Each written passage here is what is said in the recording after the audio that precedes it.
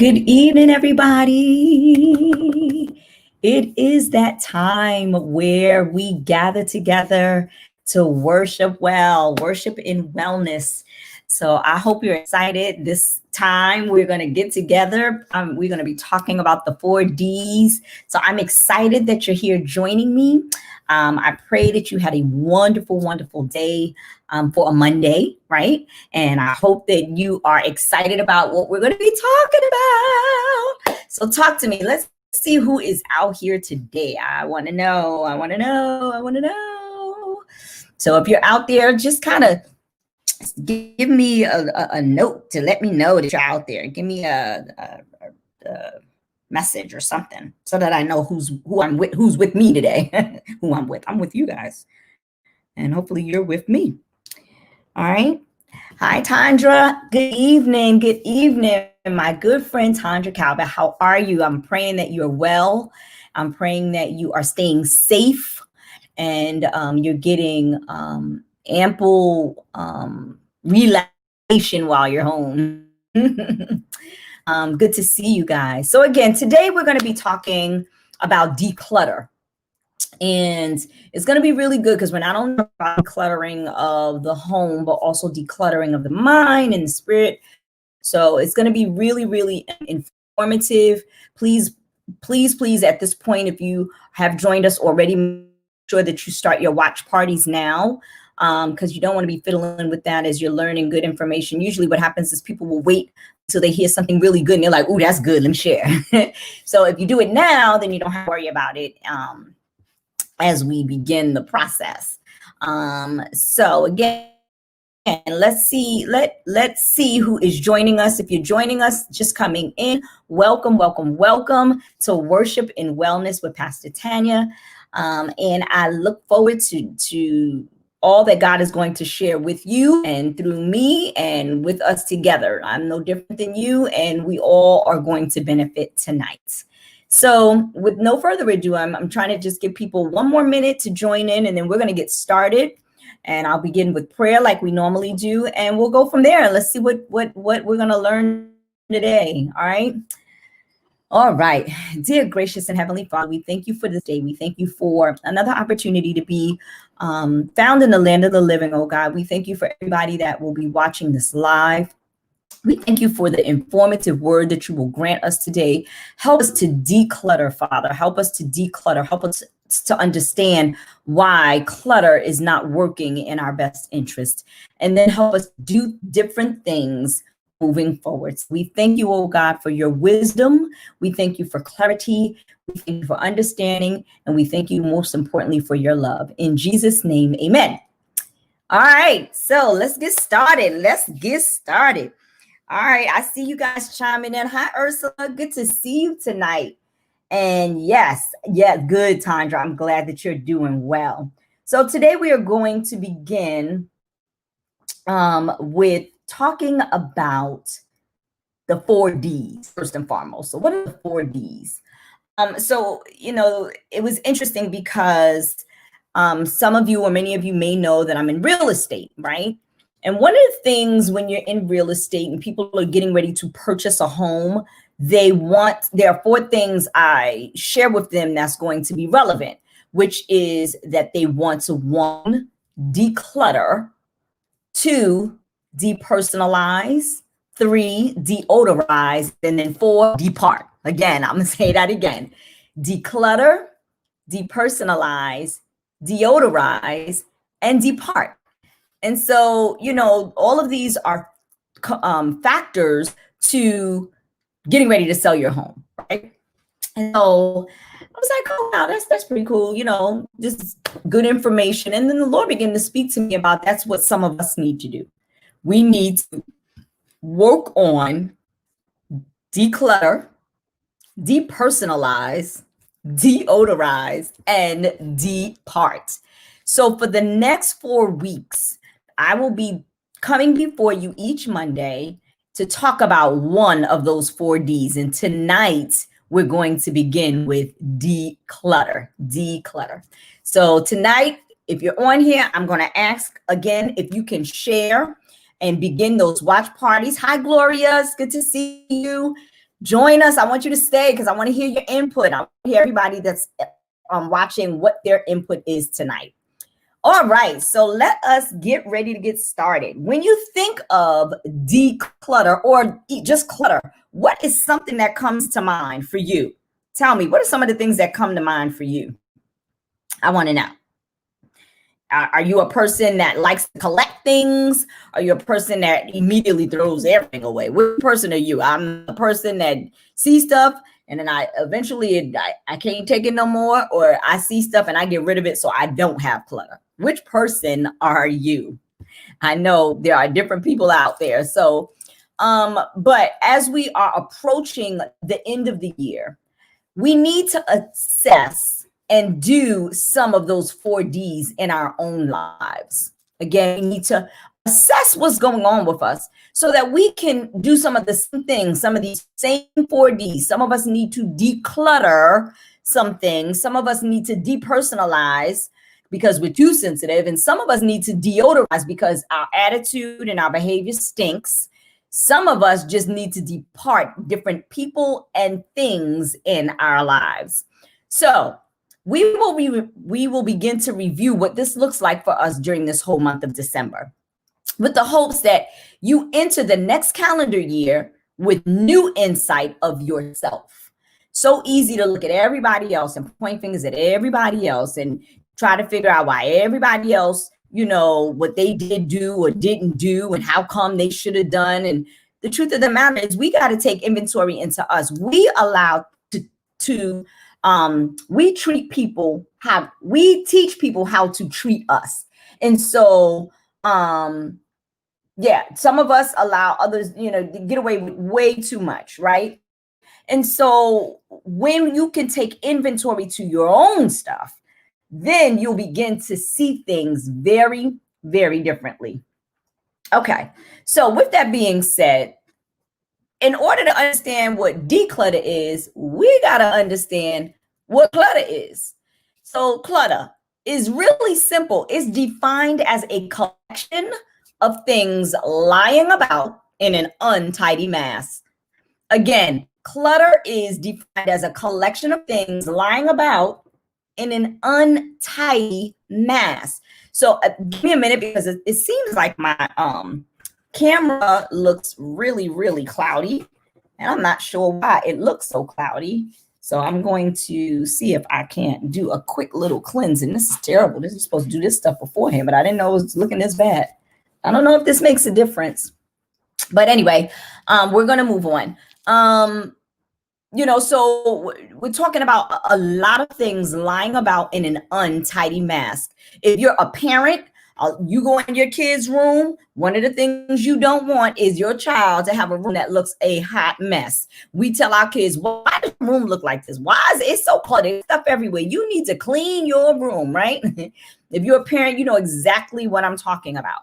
And same thing, like I mentioned before, as a real estate agent, when a client is thinking about selling their home, they have their own personal things all over the place. I can't even begin to tell you how many homes that I've gone into, and people are like, I'm thinking about selling my home, or maybe I have to move. And I'm like, do you see all the stuff that's in this house? Woo, I don't want to be here when you have to pack, right? And so we have to declutter because you cannot see the value, check this out, of anything when it is clouded and encompassed with clutter.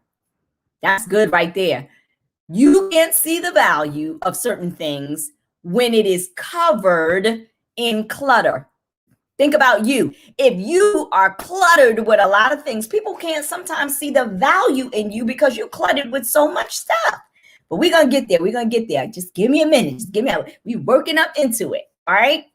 So again, if you're just joining us tonight, we're talking about decluttering, not only decluttering physically, but we're going to talk about physically, mentally, and spiritually. And then when it's all said and done, because I am the wellness pastor, I'm going to give us some steps and some tools to use to help us to declutter. But what we're going to do, my auntie is on the line. Hi, Aunt Jessie. What I'm going to do is make sure that we start with the very first one is clutter. And to clutter. So I had put a post out. I put a post out earlier. Last week, I was in my garage and I was cleaning out some stuff. So we have so much stuff in the garage. And I came across a tape. I came across a cassette tape. Let me be specific, okay? A cassette tape, a DVD disc, and a CD-ROM disc. Let me tell you, these kids, they don't have no clue what a CD-ROM disc really is, okay? That's what you used to put in the computer. That's how you saved all your documentation. It's nothing like today. And I thought about this thing, and I said, so often we are holding on to things, but for what, right? Like, why do we hold on to so many old things?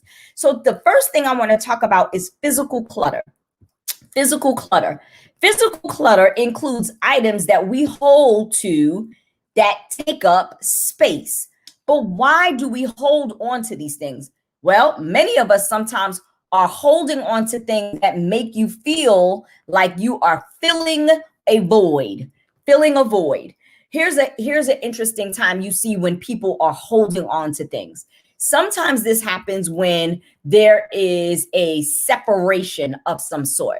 You ever been in a relationship and that relationship severed or it ended, and then all of a sudden you were trying to figure out, what happened, or, it's so messed up, and guess what? You kept the sweater, or you kept a scarf or some item of theirs that helped you to fill the void of what that missing thing was. And in this case was that person in your life. You also see this happen a lot when someone passes away and someone inherits their belongings, right? And so I don't know about you, but you might be out there and have a whole garage or a whole room full of somebody else's stuff because you're holding on to it for the fear or the or the anxiety of, I don't want to let it go because it belonged to mama. I don't want to let it go because it belonged to my child. I don't want to let it go because it belonged to my family member. So you're holding on to it because it fills a void for you, right? So that's one area that I want to bring up. And then another time where people have a lot of physical clutter is when it holds a sense of security. In other words, you don't want to let go just in case you need it. You know anybody like that? Oh, nah, I got to hold on to these pants. I ain't been able to get in these pants for 20 years, but just in case I lose the weight, I got it. No. I don't want to throw away these items just in case something happens and I might need it.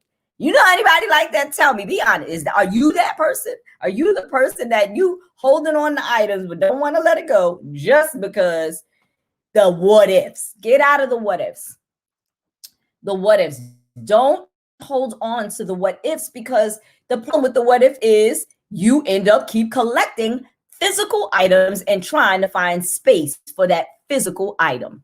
Now we'll talk a little bit. We're going to talk a little bit about what do you do with that. Well, I'm going to let you know. I'm so glad that you asked.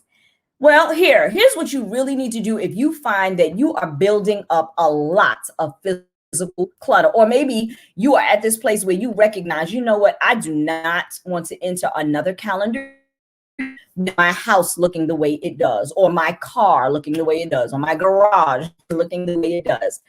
Here is some practical tips, right? This is Worship and Wellness, where we believe in biblical principles, but with practical tips. So here, take some time to really examine your life, determine whether your stuff is filling a void. And as you start to declutter, ask of every item. I want you to literally pick up the item and say, do I love this item?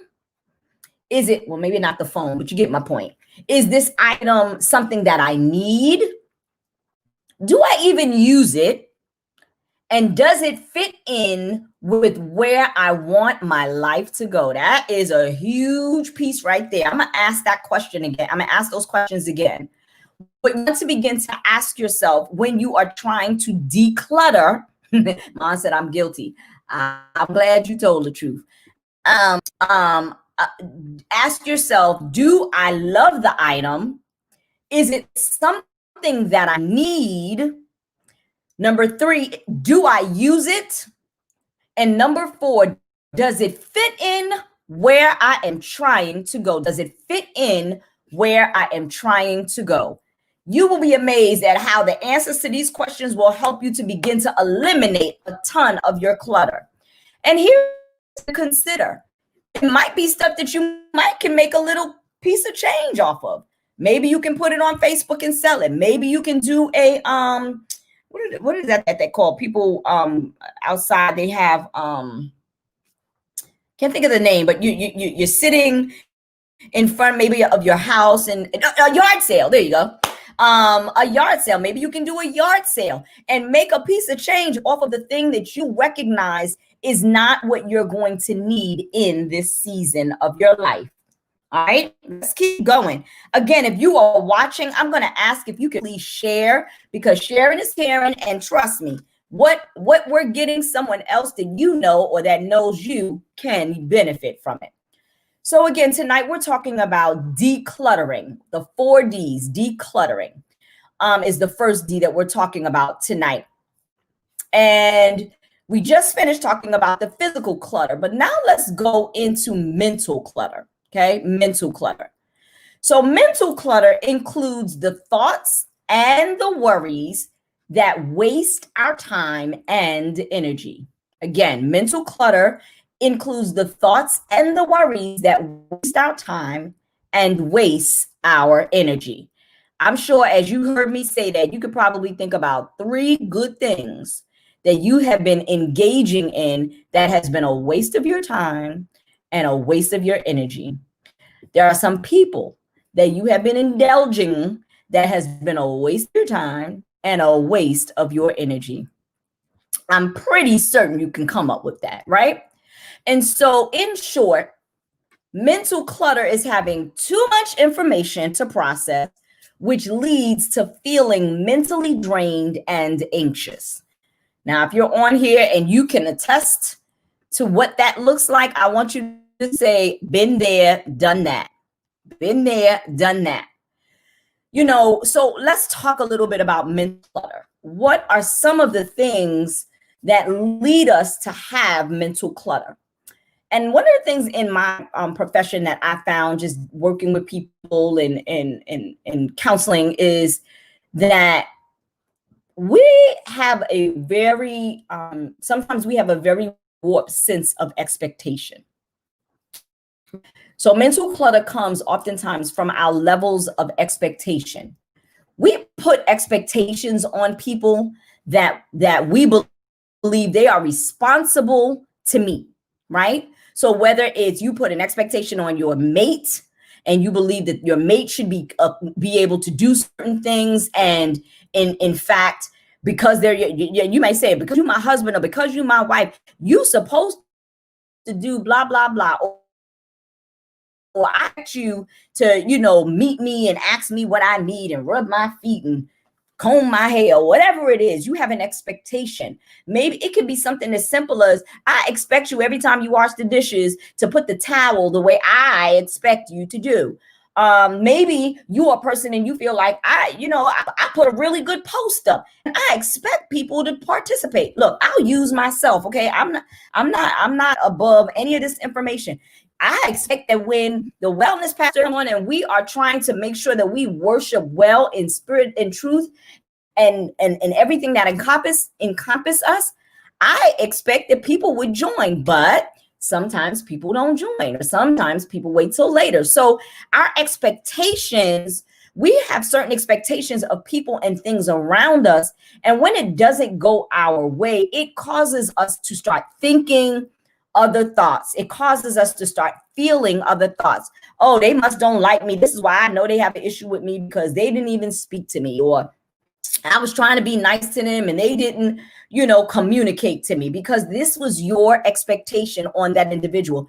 Do you know that sometimes the expectations that you have of other people, in fact, you are putting an expectation on them that they're not able to meet? It doesn't matter who they are. It could be your parents. It could be your mate. It could be your family members. It can be your boss. Look, sometimes even our pastors, we think that just because people carry a certain role or a position or a title, that our expectation of that individual and what they should and should not do should be met. But maybe they are not capable of meeting your expectation. So either you're going to have to really clarify your expectation, or it's very possible you might have to lower your expectation. And now hear me out. There is a difference between lowering your expectation and lowering your standards. I never, ever, don't walk away and say, Pastor Tank said, I need to lower my standards. Lies, garbage, and trash. I did not say that. What I said is sometimes you need to lower your expectation. Expecting your child to meet a grade all the time, maybe that child's capacity is not there yet. And so you might have to find out what their capacity is. That's so good. What's the capacity of the individual to set a realistic expectation? It's expecting a third grader to be able to do a seventh grader's work. Well, their capacity is not there yet to do seventh grade work. This is why, but we do expect them to do fourth grade work. Does that make sense? Let me know if you're following what I'm saying, if this is good. All right. So expectations. We got to monitor our expectations. Here's another lead into mental clutter. I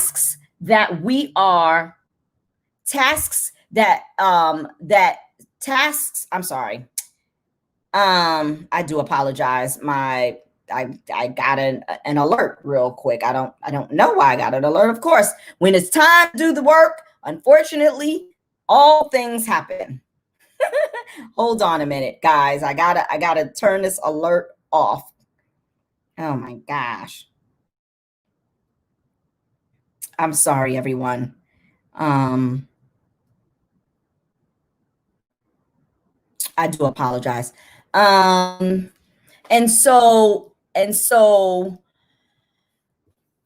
procrastinating. Tasks we're procrastinating on.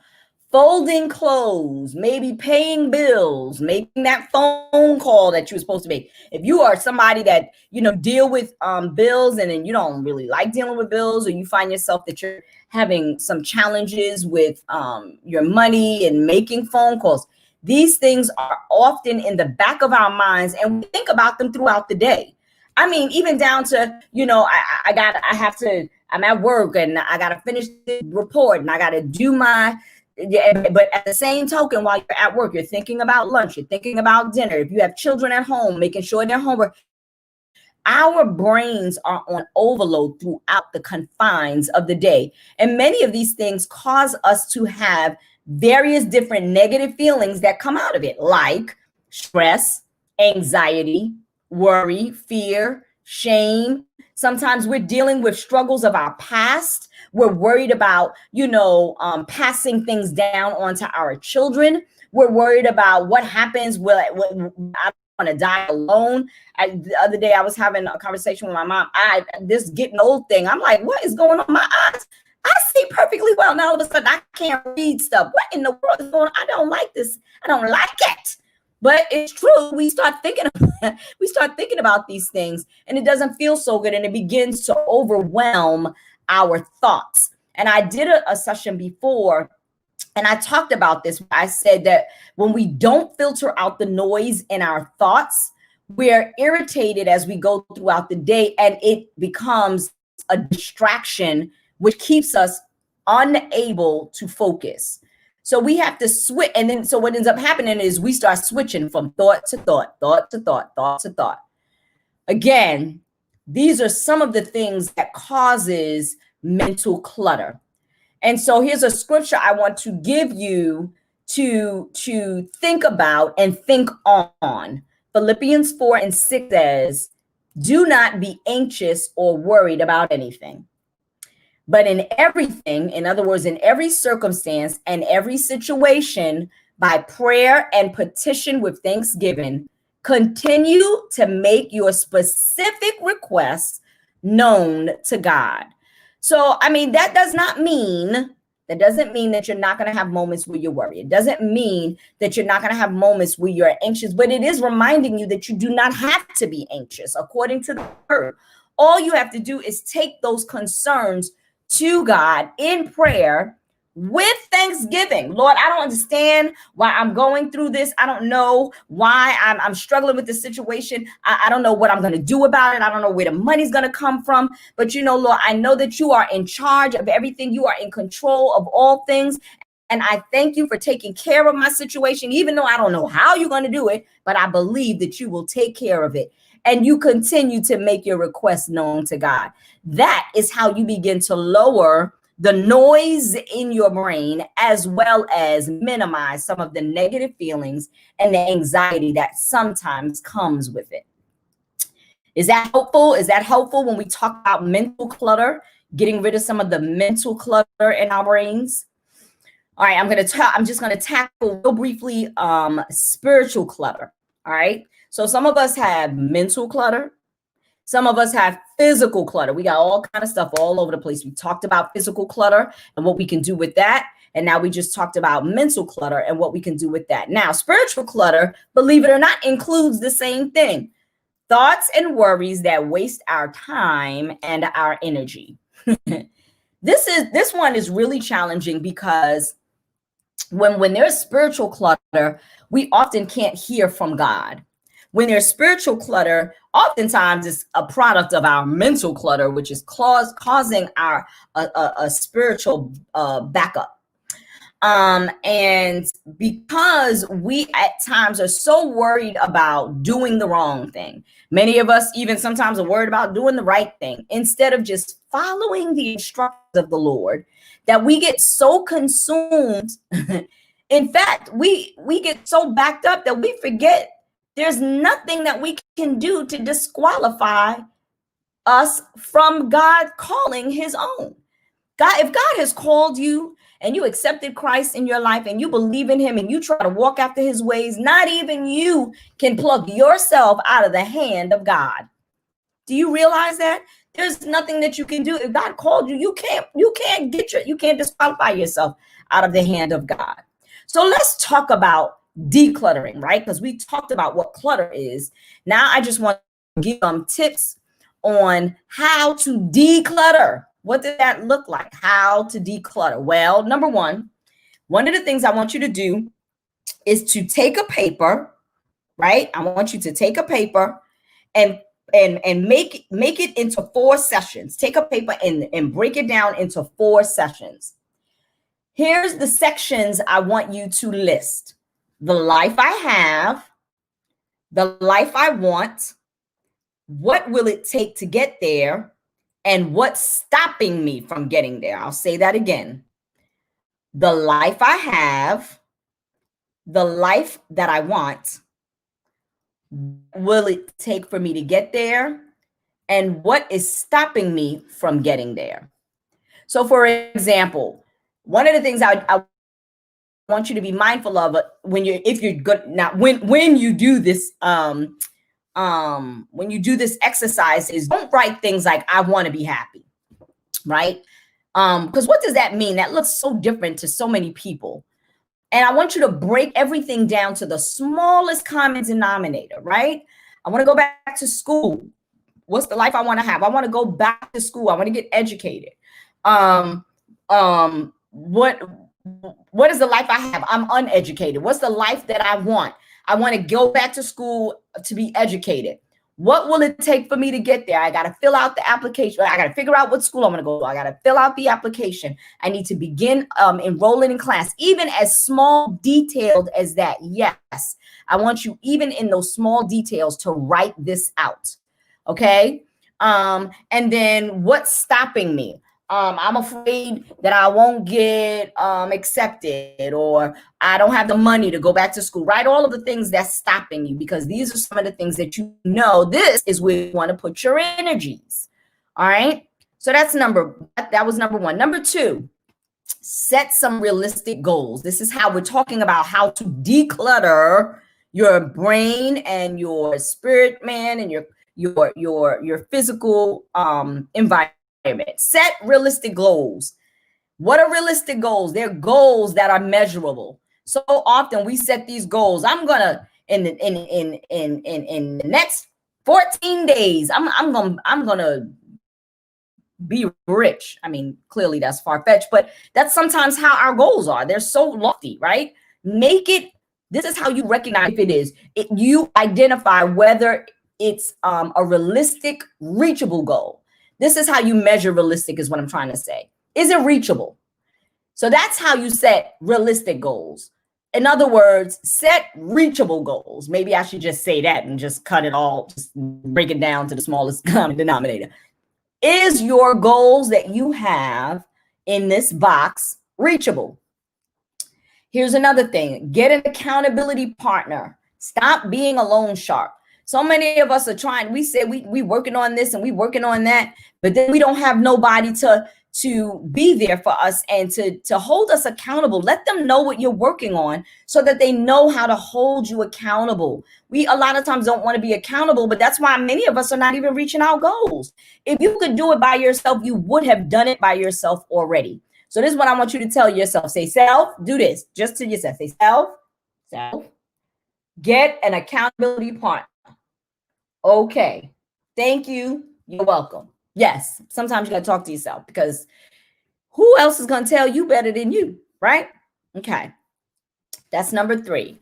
Get an accountability. So right now, make sure you bring everything that you write down to the smallest common denominator is 1. 2, set reachable goals. 3, get an accountability partner. And here's number 4. There's 6 of them. Here's number 4. Get the counseling that you need. So, many of us oftentimes in African-American culture, we don't go to counseling. We don't want to talk about it. We all right. We superwoman. We superman. We take care of our stuff. We do whatever we can do because we got it together. Or I just dismiss it. I push it away. I'm not going to deal with it. I'm good. No, you're not, because it keeps coming back to resurface. And at that point, it's going to require you to work through some things emotionally and mentally so that you can be well. It is okay to get a checkup from the neck up. So get the counseling that you need. Here's number 5. I love this one. Decide to live in a manner consistent with your desires, your goals, and your values. Choose to live in a manner that is consistent with your desire, your goals, and your values. If you put those in your forefront, it's going to take your brain away from the things that you are allowing yourself to have clutter. And then you can put your brain to work on the things that you need energy and time to do. And then the last thing I want to bring as a practical tip for decluttering is, this one might be hard, so it's going to take a lot of practice, but practice loving your neighbor and loving your enemies. If you can work on forgiveness, many of the other goals will become easier to accomplish. Wow, that's big. Working on that is huge. Again, today we have been talking about time to declutter. We can benefit from decluttering our lives. Let's find the things, do the exercise. Make sure you do it because I think you might find that it is so beneficial and you'll be glad that you did. All right, I am Pastor Tana with Fresh Start Church, and this is Worship and Wellness, where we love to live by biblical principles for practical steps. I love you guys. God bless you. Please share this broadcast. Have a wonderful evening. God bless. Good night.